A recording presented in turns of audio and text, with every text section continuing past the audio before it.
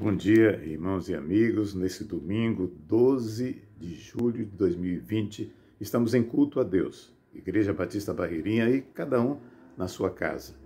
Eu quero trazer a palavra do Senhor neste dia com o seguinte tema: mudanças do homem e imutabilidade de Deus. O texto básico está em Malaquias, capítulo 3, versículo 6, que diz assim: porque eu, o Senhor, não mudo. Por isso vós, ó filhos de Jacó, não sois consumidos. Pegue a sua Bíblia e leia esse texto. Então vamos a alguma reflexão com base nesse texto. Amados irmãos, muita coisa mudou após essa pandemia iniciada em março de 2020. Sim, a mutabilidade pertence a toda a criação e a imutabilidade pertence somente a Deus.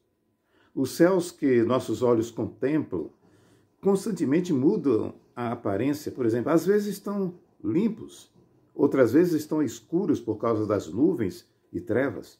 A face da terra muda a aparência de estação a estação. A terra sofreu grande mudança por causa do dilúvio e também por causa do fogo, conforme nos afirma profeticamente o apóstolo Pedro em 2 Pedro, capítulo 3, de 5 a 10. Os anjos, em seu estado original, estão sujeitos à mudança, como nos foi demonstrado pela grande apostasia que sobreveio a muitos.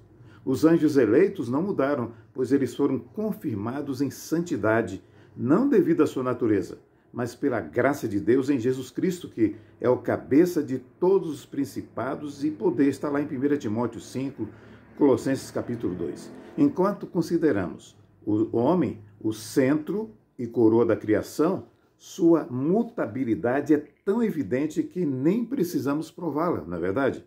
Quem de nós já não se entristeceu por causa da inconstância, das provações, das tribulações humanas? Muitos de nós sabemos que o que é ser elogiado hoje e caluniado amanhã pelos mesmos lábios e até pessoas da nossa família. Um poeta britânico chamado Henry Francis Lyte, ele escreveu vários hinos que ficaram famosos e faleceu em novembro de 1847. Ele orou a Deus no final da sua vida dizendo o seguinte: fica comigo, cedo cai a tarde, as trevas crescem, Senhor, fica comigo. Quando amigos me desertam, ó, fica comigo. Perto do fim aproxima-se o dia da vida, os gozos terrenos desvanecem, as glórias passam, mudança e corrupção em tudo vejo, ó Senhor, tu que não mudas, fica comigo. Henry Francis Lyte não era um tolo otimista que considerava esse mundo uma utopia, não. Não era também um pessimista que viu o futuro sem esperança.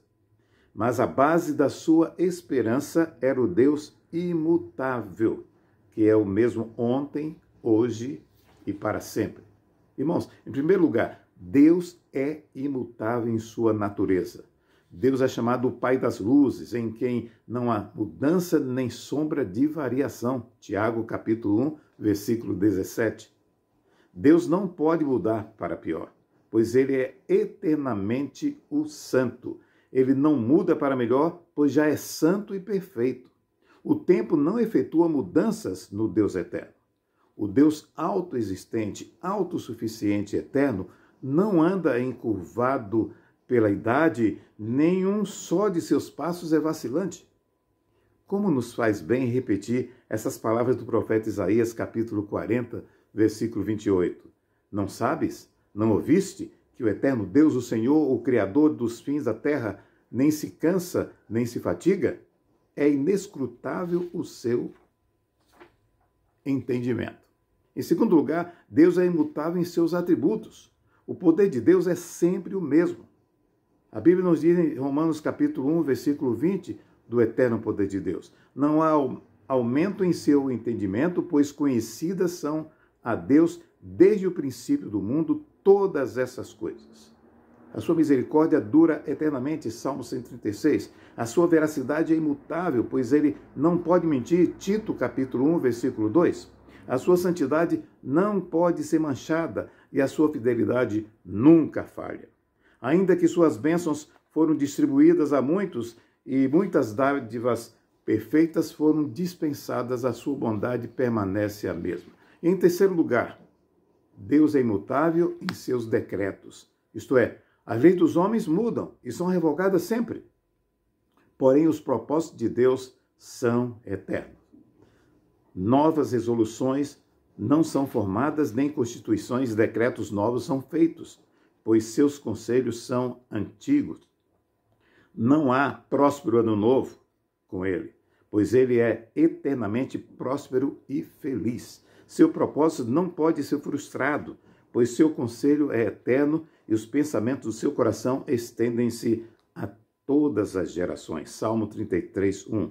Muitos propósitos há no coração do homem, mas o conselho de Deus permanecerá. Em terceiro lugar, aliás, embora sempre houve e haverá aqueles tolos e nécios que tentam duvidar da imutabilidade de Deus. Por exemplo, que Deus mudou quando decidiu criar o mundo. Mas isso é confundir mudança e manifestação. Nesse exato momento, quando eu estou aqui em casa e você aí na sua casa, seguindo as orientações das autoridades, aqui no meu computador, escrevendo essa reflexão, o sol brilha pela janela de minha biblioteca. Em breve, seu brilho desaparecerá. Mas isso não implica mudança no sol. Ele continua o mesmo. Há somente mudança na sua manifestação. Além disso, irmãos e amigos, uma mudança na atividade não implica mudança de caráter ou natureza. Nada sabemos das atividades divinas anteriores à criação, mas desde que descansou de sua obra na criação, ele se ocupou de administrar e salvar a todo ser humano. Estamos vivendo esse tempo de salvação e da graça, apesar do vírus Covid-19.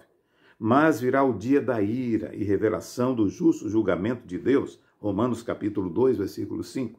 Um dia em que, com justiça, há de julgar o mundo. Atos 17, 31. Estamos vivendo esse tempo da paciência de Deus, tempo em que ele tolera os vasos da ira merecedores da destruição, conforme Romanos 9, 22. Tempo em que os homens desafiam a Deus e aparentemente escapam do julgamento. A história da humanidade conheceu um homem chamado Friedrich Nietzsche, conhecido como o homem que, aos 24 anos de idade, foi nomeado para lecionar filosofia na Universidade de Basileia. Era muito doente, sofria de enxaquecas, problemas digestivos e respiratórios que os obrigou a deixar a universidade. Vivia da ajuda de amigos e familiares. Mesmo assim, o seu orgulho e incredulidade o levou a escrever o livro Deus está morto, no qual dizia que ainda era razoável ter fé em Deus. Ele se dizia um imoralista, morreu doente no manicômio aos 56 anos de idade. De certo modo, ele desafiava o poder e soberania de Deus. Pelas aparências, ele escapava da ira de Deus, mas no dia do julgamento, Deus julgará todos os rebeldes e orgulhosos. Naquele dia, a sua ira, agora restringida devido ao seu amor e graça, será manifestada. Mas as mudanças nas atividades divinas não significam mudanças no caráter e propósitos divinos. Irmãos e amigos, gravem bem isso. A imutabilidade de Deus não é abalada no fato que suas promessas e ameaças não são sempre cumpridas durante a nossa existência. A imutabilidade de Deus não é igual a uma pedra que não tem experiência interna. O teólogo A.H. Strong, ele comenta, quando alguém que pedala a bicicleta contra o vento dobra e pedala com o vento, a força do vento parece ter mudado, embora esteja soprando ainda como antes. Amados irmãos e amigos, nós ouvimos e até falamos que às vezes a oração muda o pensar de Deus. Será? Certamente concordamos com a verdade de que a Bíblia nos estimula a orar. E Deus ouve as orações e as responde, mas negamos o fato de que a oração efetue mudança em Deus. Isto, se verdade, faria do homem soberano no lugar de Deus. Isso faria da oração um mandado, uma ordem e não um pedido. Sim, a oração é um meio de graça, cujos resultados estão sempre na soberana vontade de Deus. Está em 1 João capítulo 5, versículo 14. Ele nos ouve e fará segundo a sua vontade. O apóstolo Paulo, em Romanos 8, 26, nos diz, porque não sabemos o que havemos de pedir como convém, mas o mesmo Espírito Santo intercede por nós com gemidos inexprimíveis. Finalmente, meus irmãos e meus amigos, reconheçamos que somos frágeis, limitados e mudamos conforme as situações, porém devemos olhar com os olhos da fé. para o Deus único, vivo e verdadeiro e nos inspirarmos na sua imutabilidade. Deus é Deus, hoje e eternamente. Amém.